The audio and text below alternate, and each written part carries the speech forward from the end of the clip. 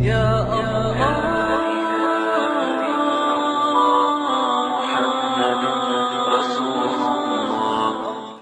Selamünaleyküm sayılı seyirciler. Vakıf şerifleriniz hayırlı olsun. Kenede Cuma konuya kavuştuk ve Kenede ATR telekanalının efirinde Ezan Serası programması. Ve sayılı dostlar, bugün bizler nefbetteki yayınımızda gayet aktual bir mevzunu seçtik, sayladık ve onu saygılı Rıdvan hocamızla müzakere edeceğiz. Selamünaleyküm Rıdvan hocam. Aleykümselam İbrahim.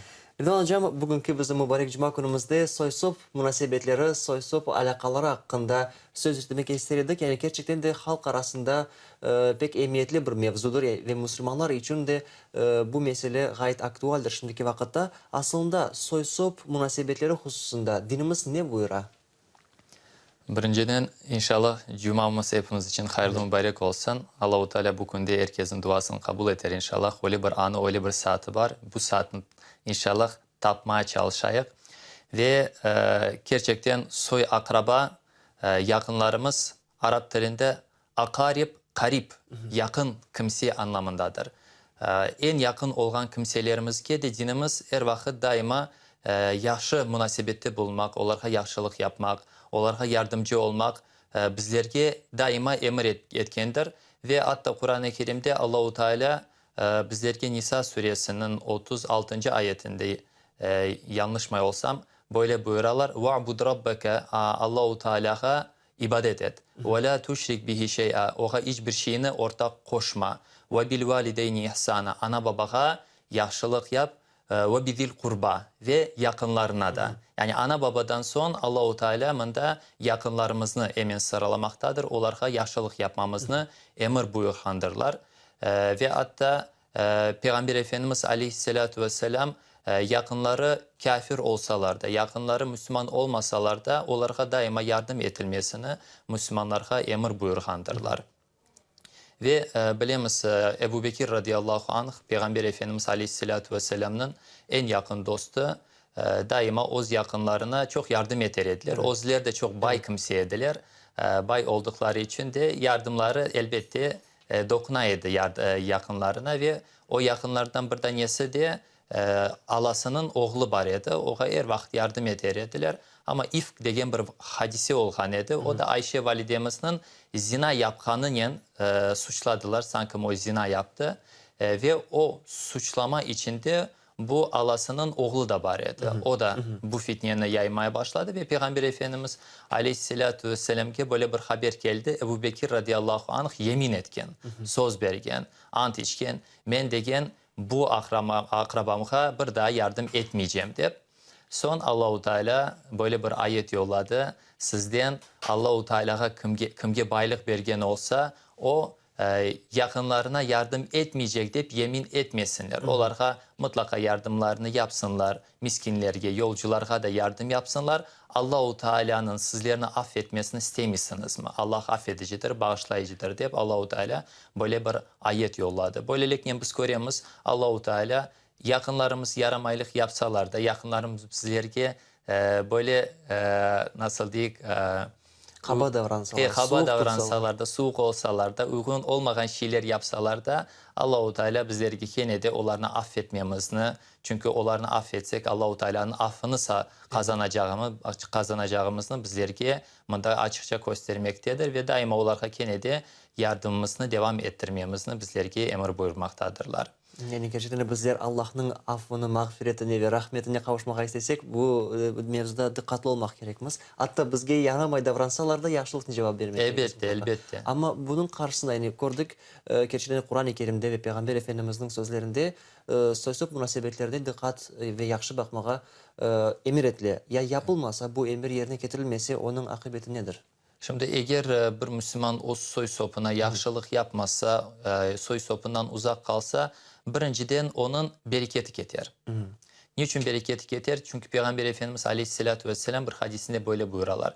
Kim diye bereketin olmasını ve ömrünün de uzun olmasını ister ise yakınlarına yaxşı baksın.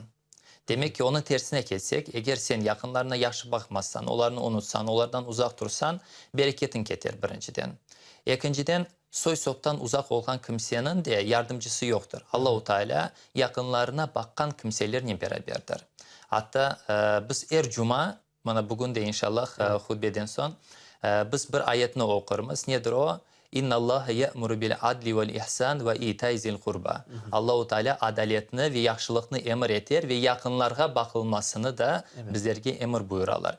Yani bu emir gerçekten Allahu Teala'nın yerine getirilgen bir emir olduğu vakit Allahu Teala'nın da yardımıyla demek ki bu adam inşallah hayatını sürdürecek. Ama yok bu emir yerine gelmesi demek ki Allahu Teala'nın yardımından da bu adam uzak dura. Yani niye görüyoruz da bereketten Allahu Teala'nın bereketinden uzaklaşa bu adam, Allahu Teala'nın yardımından uzaklaşa bu adam ve ömrünün sonunu da akıbetinde yaxşı olmayacağından anlaşıla inşallah. Evet Sayılı Hocam, dini noktayı nazardan bu mevzunu daha yaxşı anlamak için belki de biz dinimizge göre soysop kim sayılganını da anlamak gerekmiş. Yani hangi insanlar bizge soysop sayılır? Şimdi soysop münasebetinde elbette bizim en yakınlarımız Kur'an'tamızdır. Anamız, babamız, ballarımız var olsa, ballarımız, emcelerimiz, dayılarımız, alalarımız, halılarımız.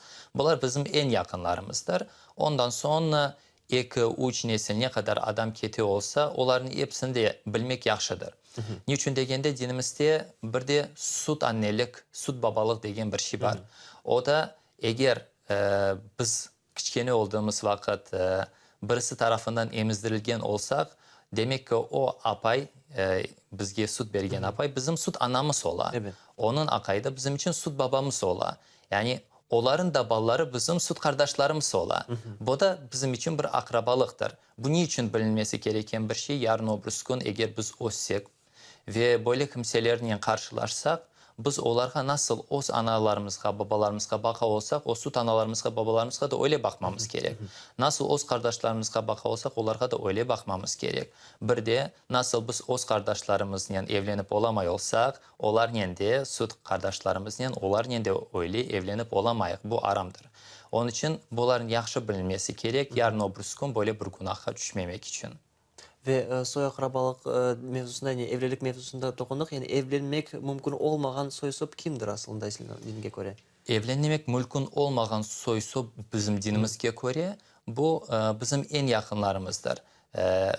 Gene de kardeşlerimiz, tabii ki bunlarla evlenip olamayık. Alalarımız, tizelerimiz, bunlarla evlenip olamayık. Ama endi onların balları, alalarımızın balları, tizelerimizin balları ne kadar İki doğmuş kardeş. her ne kadar Ola. bizim milletimizde 7 göbek olması gerek de bilinse de dinimiz nazarında endi emcelerimizin, dayılarımızın, tizelerimizin, alalarımızın balları endi bizim için el alsayala dinge göre. Ama elbette Peygamber Efendimiz Aleyhisselatü Vesselam şimdi daha uzaktan alınmasını tavsiye etkendirler Kumer hadislerde ve bu tavsiyeye inşallah uymak daha güzel olur diye düşünüyorum. Evet ve soysop münasebetlerini müzakere ederkenimiz mutlaka soysop hakkı neden ibaret olganını bilmek gerekmiş. Yani soyum var, onun bana nisbette nasıl hakkı var ve benim ona nisbette nasıl hakkım var? Elbette en yakın kimselerimizin bizim üstümüzde en çok hakkı vardır. Ve en çok sevap getirgen de olardır. Onun için misal için eğer biz evlenecek olsak en evvela bizge yardımga gelecek olan soysoptur. Eğer bir cenaze çıksa yardımga gelecek evvela kimdir? Soysoptur. Eğer bir adam misal için sadaka verecek olsa, kurbanlık et dağıtacak olsa biz evvela kimge dağıtamız? Gene de fukarelerden olan soysopga. Niçin degende Peygamber Efendimiz Aleyhisselatü Vesselam bir hadisine böyle buyurdular. Ecrinin yani sevabının 2 kat olmasını isteyen adam soy sopuna yardım etsin. Evet. O vakit ne ola? O vakit hem soy sopluk münasebetini kuvvetlendirdiği için sevap kazana hem de yardım ettiği için sadaka sevabını kazana. Böylelikle 2 kat sevap kazanmış ola bu adam. Başkasına yardım edecek olsam bir sevap kazanacak edin ama soysopuna yardım edecek için iki sevap. 2 kat sevap kazanmış oldun. Ve aslında böyle baksak yani bu soysop münasebetlerini daha tırı, daha canlı tutmak için neler tavsiye ettiler dinimizge göre? Birinciden Peygamber Efendimiz Aleyhisselatü Vesselam tahada ve tahabbu. Birbirinizki hediye verin, birbirinizin daha çok seversiniz diye buyurdular. Onun için soy sopka eğer hasta olsalar gelip onlarını ziyaret etmeye, onlara bir şeyler getirmeye. Biz konumuzda beyramlık daha çok birbirimizini görüyoruz. İş münasebetinden dolayı belki de hep öyle düşünüyoruz. Ama aslında rızık Allah'tandır. Kumer vaxtlarını böyle ayırıp soy soplarını görmeye. Şimdi konumuzun texnologiyası da olsa, onların hiç olmazsa böyle telefonla ya da kompüterle konuşup onlarla laf etmeye, bu bağını koparmamaya çalışmak gerektir. Ve mülkün olduğu kadar onların bir problemaları var olsa o problemalarını öğrenmek gerek. Çünkü Peygamber Efendimiz Aleyhisselatü Vesselam'ge soraylar, dostluk hakkında soraylar daha çok. O nihayette bir adamını maqtamaya başladılar. Ömer radiyallahu anh nihayette de sen onun de yolculuk yaptın mı? De sen onun ticaret yaptın mı? De sen onun cenk'e çıktın mı? De yok de. Aysa sen mağa de onu niçin maqtaysın de. Yani bizim böyle soy sop arasında bu soğukluk ondan kaynaklanır. Biz onların böyle az konuşuyamız, az yolculukka çıkamız, az bir ortak işimiz ola. Tek böyle bayramlık ya da başka bir merasimde, nikah gibi ya da başka yerlerde, cenaze gibi yerlerde konuşuyamaz. Bunlarını sık sık yapmak gerek, sık sık konuşmak gerek, sık sık hediyeleşmek gerek. O vakitte Allah-u Teala'nın ayettiği gibi, da bu Peygamber Efendimiz sallallahu aleyhi ve sellem'in hadisinde daha çok birbirinizi seversiniz. Yani bu sevginin bir anahtarıdır, hediyeleşmek inşallah. Ya misafirlikке katlanmak, ziyarette bulunmak da sevaplı iş sayılam. Yani misafirlikке bardın, tizen seni kabul etti, sevabını aldı, misafir kabul etti. Yakşı, sana da sevap yazıla mı? Tabii ki sağa da sevap yazıla. Birinciden biz bu hadis okuduğumuz vakit ne ayttık? Eğer ömrünün uzun olmasını hem de bereketin olmasını istiyorsa adam ne yapsın? Akraba münasebetini kuvvetlendirsin dedik. Bu hadis-i şerifini okuduk. Bu nedir? Eğer sen onun misafirliğine getirsin ya da o senin misafirliğine gelirse bu akrabalık münasebetini güçlendirmektir. Manası o. Onun için daha çok birbirinizi görmek, daha çok birbirinizi ziyaret etmek tavsiye edilgendir. Rıdvan Hocam, böyle soy-sop münasebetlerini tesir etken meselelerden biri de çıkmak mümkün miras. Yani baba keçinde bazı bir varlığı var idi ve oğulları, kızları indi özara paylaşıp olamaylar dava çıkmak mümkün. Ve dinimizde bu mevzuda cevaplar var. Lakin şimdiki vakitte mesela yerli mahkemeler dinimizge göre hüküm çıkarmazlar. Ama bu mesele hem dinimizge uygun olsun deyip hem de herkesini kanatlendirsin deyip ne yapmağa mümkün? Nasıl bu meselenin çözülmeye mümkün? Çok güzel bir konuya dikkat ettiniz. Birinciden elbette konumuzun koyduğu kanunlar bu dinimizge uymayan kanunlardır. Onun için bunda miras paylaşımı dine hiç uygun olmayan bir paylaşım olay ve çok adam da bundan gafildir. Bunun emniyetinde değildir. Bunu anlamaylar, görmeyler. Onun için vefat ettiklerinden son pek dikkat edin. Akrabalar arasında, soysop arasında en çok kavga bu miras paylaşımında başlay. Niçin? Çünkü Allah'a olan korkudan ziyade menfaatçılık duyguları var adamlarda. Şimdi boğa ev verildi, boğa kalmadı. Boğa maşına kaldı, oğa kalmadı. Herkes bir şey paylaştırırken birisi başkasına başlay, son küsmeye başlay. Akrabalık bağları bozulma. Halbuki bizge emir etilgen şey akrabalık bağlarını kuvvetlendirmektir. Onun için bunda bir çıkış yol var. O da vefat edecek kimsenin vefat etmeden evvel sahabelerin böyle bir uygulamaları var. Onlar ne yapar ediler? Alar ediler vefat etmeden evvel kimge ne kadar miras kalması gerek olacağını bir kağıtçığa yazıp koyar ediler. Vasiyet şeklinde doğru. Bir kağıtçığa yazıp koyar ediler. Hatta bir tane sahabenin misafirliğine geliyor. O da yatmadan evvel apayına böyle tavsiye etti. Men diye vefat edersem diye bu kadar malını anda vereceksin, bunu anda vereceksin diye başlayıp miras dağıtımını yapmaya. Curası şaşıp kaldı diye acaba diye bu adam ölecek diye bana haber vermedi mi diye hastalığı mı var diye. Son yavaşçıktan apayına sorayım bir hastalık mı var bir şey mi oldu diye. Yok diye sen merak etme diye o er gece öyle yapar diye. Yatmadan evvel diye er gece böyle yapar diye. Niçin? Çünkü adam yuhlamaya yattığı vakit uyanmayacağını bilmiyor. O da böyle Allah korkusundan böyle miras paylaşımı yapar. Onun için her bir Müslüman bu dini şuur içinde olup da men vefat etken son böyle akrabalar birbirine kavgalaşmasınlar, birbirine böyle düşman kesilmesinler deyip vasiyet şeklinde Allah-u Teala nasıl emretken olsa o miras dağıtımını vasiyet şeklinde yazıp koyması gerek. O vakit konumuzun kanunları da vasiyetini kabul ete. Ne yapacaklar? Onlar miras dağıtımını yapmadan evvel bu adamın vasiyeti var idi mi deyip vasiyetini sorarlar. Çıkarılıp o vasiyet verilecek. Vasiyetke göre dağıtım yapılır ve hiçbir problem kalmaz. Hem Allahu Teala'nın emri yerine getirilmiş olur, hem akraba bağları da korçalanmış olur inşallah. Yani babanın ya da bir insanın gelecekteki kalacak soy sopları için yaxşı bir verildi inşallah kalacaktır. Lakin hocam öyle şeyler de olmak mümkündür ki bazı soylar bilmem ağa kardeş olsun tize balları yıllardır birbirini görmüyorlar ve kete vaziyet hep fenalaşa ende barmasına da layıksınmaysın utanasın ende telefonlaşmak da yok. Yani kete bu ara hep uzaklaşırlar insanlar. İşte bu meseleyi çözmek için ne yapmak mümkün? Nasıl edip de insan toxta ben buna son verim deyip nasıl edip de bu meseleyi çözmek mümkün? Şimdi birinciden iman şuuru olmazsa adamda bu hiçbir vakit çözülmez. Birinciden adamda iman şuuru olacak. O anlayacak bu Allahu Teala'nın peygamberin emridir maha. Men böyle yaptığım vakit günahka kirem. Bu günah anlayışı olduğu vakit adamda o inşallah onun bir bağını tapmak için bir çaresini kıdırar. Ama yok öyle bir şuur olmasa adamda sen oğa 100.000 defa ait bu yaramaydır, böyle yapma. O kenede hiçbir vakit o akrabasının yan, o yakının yan konuşmaz ve konuşmayı da istemez. Onun için bu adamlara kalacak bir tek şey var. Biz onlara dua etmemiz. İnşallah Allah-u Teala yüreklerini inşallah tikaran da olsa yumuşatsın. Ve onlar günümüzde toylar ola, cenazeler ola, bir şey ola da hep bir adamlar bir yerde toplanarlar. Ana o yerlerini inşallah fırsat bilip inşallah yine de o bağını kurmaya çalışmaya gerek. Kim öyle bir şey yaparsa, o adımını atarsa Allah-u Teala oğa sevabını yazar inşallah. Belki de uzak kaldırmaya da gerek olmaz. Yani telefon Tabii, açtın tabii. kelem ya da bir şeyden gelip kapın kafasını sürprizleyip. Öyle yapıp olsa en yaşlısı odur. Evet ama hocam gerçekten de bazı vakitlarda mesele gergin ve sebep de var. Bilmem bu canını ağırttırdı, böyle ayıttı, böyle yaptı, aldattı da bir şey oldu. Yani böyle aldanı yapma. Yani ağır gerçekten de ne için etip o yanlış yaptı da men yanlışlığını anlap düzeltmeye isteyeyim de ama bir o affı soramak gerek deyip düşünüyor bazı insanlar. Ne yapmak mümkün böyle aldı?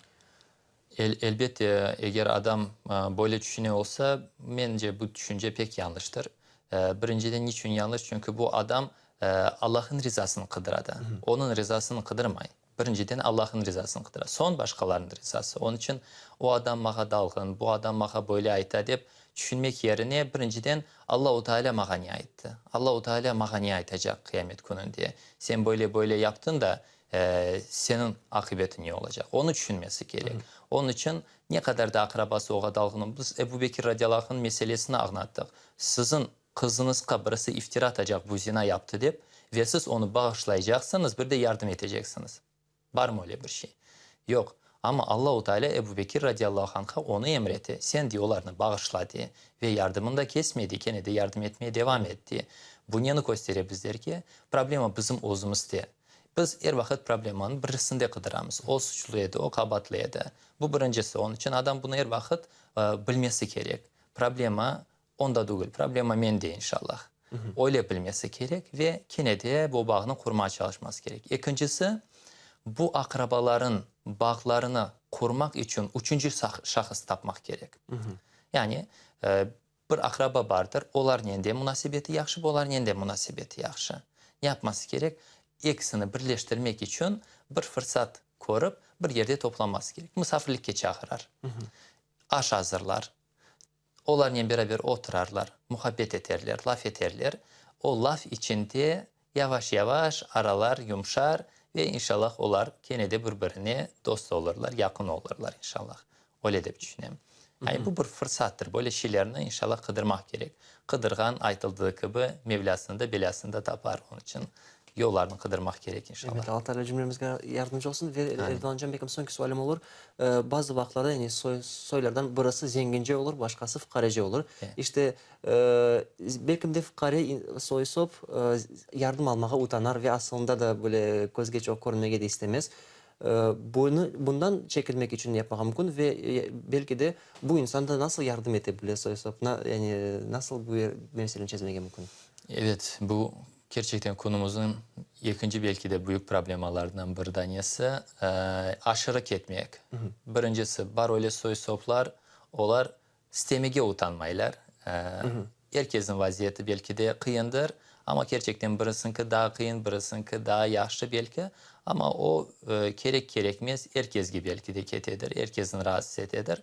Böyle konun şartlarında tikaran dişlerini belki de sıkmak gerektir ve Allahu Teala'dan yardım istemek gerektir. Bu bir. İkincisi tabii ki Allahu Teala birisini bay yaptı, birisini fukare yaptı. O bay yapan kimseye fukarenin mağa gelmesini beklememesi gerek. O ozu onu tapması gerek. Çünkü Allahu Teala oğa baylığını kanda harcadın, kanda berdin deyip israf berdin deyip soracak Allahu Teala. Onun için sen yapman gerek o fukare mağada gelmeden men o fukarenin kanda olduğunu tapıp o fukareye yardım etmem gerek. Hem de o fukare benim soy sopum olsa onun günahı 2 kat olacak. Onun için bir hadis var bilirsiniz Ömer radıyallahu anh'ın alakalı olup komşusu oğa bir şey sorar. O da ağlamaya başlay.